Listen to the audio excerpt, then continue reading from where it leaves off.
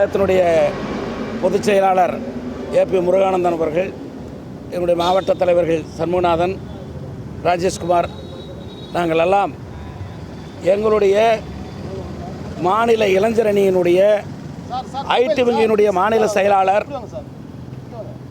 பிரவீன்ராஜ் அவர்களை அராஜகமாக அவருடைய வீடு புகுந்து அவரை தாக்கி அவரை கைது செய்து சிறையில் அடைத்துள்ளார்கள். அதை அவருடைய எந்த வகையான பாதிப்பு அவருக்கு ஏற்பட்டது என்பதை அவருடைய நேரடியாக அவரிடம் கேட்டு தெரிந்து கொள்வதற்காகவும் அவரை பார்த்து ஆறுதல் சொல்லுவதற்காகவும் வந்தோம்.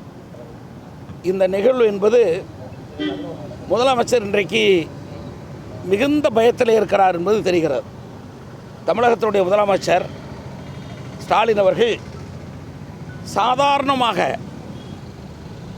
பதிவுகள் போடுவதற்கு கூட இவ்வளவு பெரிய அளவிற்கு ஒரு நாள் முழுவதும் ஒரு எஸ்பி, 2 டிஎஸ்பி, 6 இன்ஸ்பெக்டர், 7-8 சப் இன்ஸ்பெக்டர்கள், நூற்றுக்கணக்கான போலீஸை வைத்து அவர் வீடுகளெல்லாம் புகுந்து வீட்டில் இருந்து அவரை இழுத்து வந்து அவர் உடல்நிலை அடித்து கொண்டுட்டு போய் காவல் நிலையத்தில் வைத்து அதற்கு பின்பு மாலையிலே கோர்ட்டு டைம் முடிந்ததற்கப்புறம் கொண்டு போய் மாஜிஸ்ட்ரேட்டிடம் புடைஸ் பண்ணி அதுக்கப்புறம் அவரை சிறையில் அடைத்திருக்கிறார்கள்.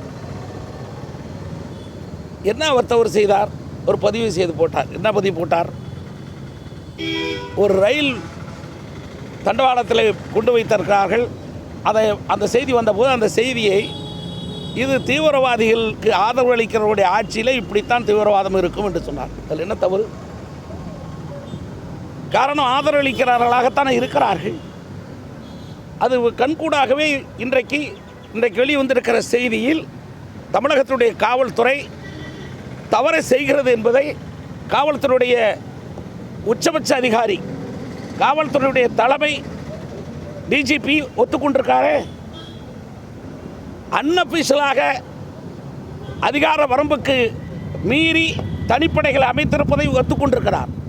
அப்போ தமிழ்நாட்டில் கடந்த 4 ஆண்டு காலமாக 2021 இருந்து அதிகாரிகளுடைய அதிகாரமிக்கவர்களுடைய ஆலோசனை இல்லாமல் கூட காவல் நிலையங்களை தனிப்படை இயங்கி இருக்கிறது.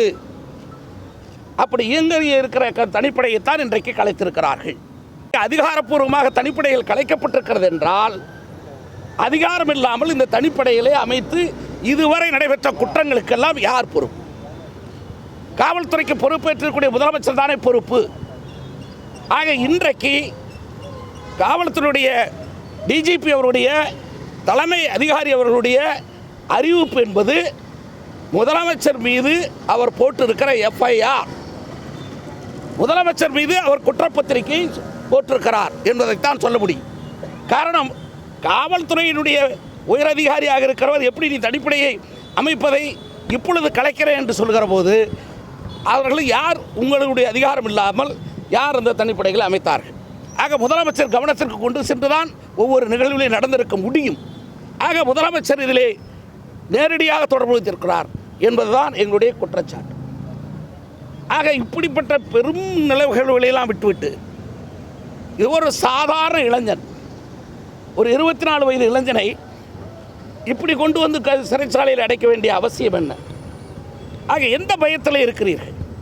ஆக ஊடகங்களில் எதுவும் வரக்கூடாது, செய்தியாளர்களுக்கு எதுவும் தெரியக்கூடாது, அது மூலமாக நாட்டு மக்களுக்கு எதுவும் வரக்கூடாது, எந்த செய்திகளும் தெரியக்கூடாது. அதிலே மட்டும் கவனமாக இருக்கிறார்களே தவிர நிகழ்வுகளை, தவறுகளை தடுக்க வேண்டும் என்ற கவனம் முதலமைச்சருக்கோ காவல்துறைக்கோ இல்லை என்பது எங்களுடைய குற்றச்சாட்டு. இது நாங்கள்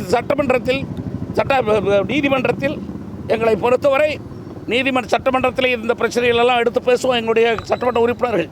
அதே போல் நீதிமன்றத்தில் வாயிலாக அவரை எப்படி வெளியே கொண்டு வர வேண்டுமோ அப்படி நாங்கள் வெளியில் கொண்டு வரத்தான் செய்வோம். நாங்கள் ஒட்டுமொத்தமாக பாரதிய ஜனதா கட்சியை பொறுத்தவரை பாதிக்கப்படுகிற ஒவ்வொரு இளைஞனுக்கு பின்னாலும், பாதிக்கப்படுகிற ஒவ்வொரு நிர்வாகிக்கு பின்னாலும் எங்கள் இயக்கம் இருக்கும்.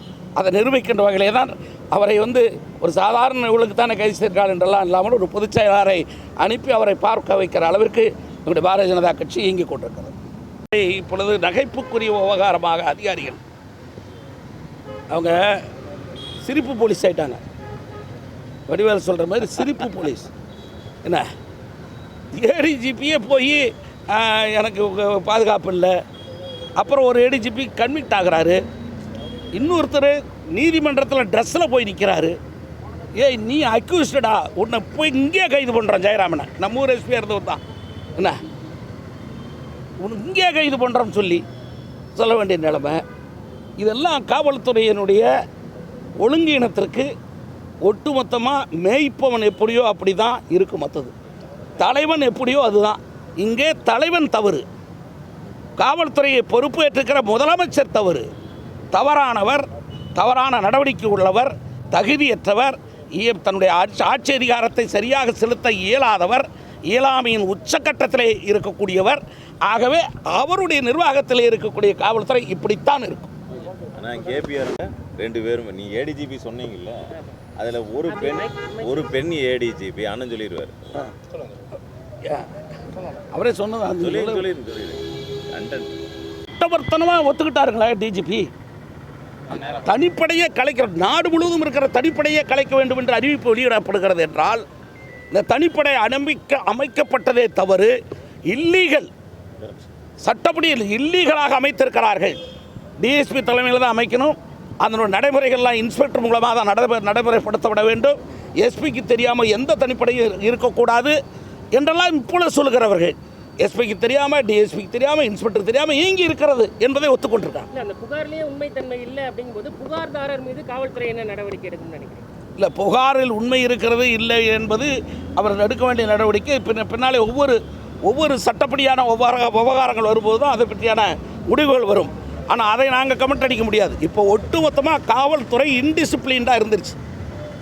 ஒழுங்கு கட்டுப்பாட்டை மீறிய துறையாக, கட்டுப்பாட்டை கொடுக்க வேண்டிய காவல்துறை, சட்ட ஒழுங்கை பாதுகாக்க வேண்டிய காவல்துறை, நாங்களே சட்ட ஒழுங்கை பாதுகாக்கிற இடத்துல இல்லை, நாங்களே எங்களுக்கே தெரியாமல் தனிப்படைகள் அமைத்து விட்டார்கள், அந்த தனிப்படைகளை எல்லாம் கலைக்கிறோம் என்று சொல்கிற நிலை வந்த ஒரு பாடு. இதற்கு பிறகு ஒரு நிமிடம் கூட காவல்துறைக்கு பொறுப்பேற்றக்கூடிய முதலமைச்சராக இருப்பதற்கு தகுதியற்றவர் என்பது எங்களுடைய குற்றச்சாட்டு. காவல்துறை செயலிழந்து சட்டம் ஒழுங்கு பிரச்சனை அதிகரித்து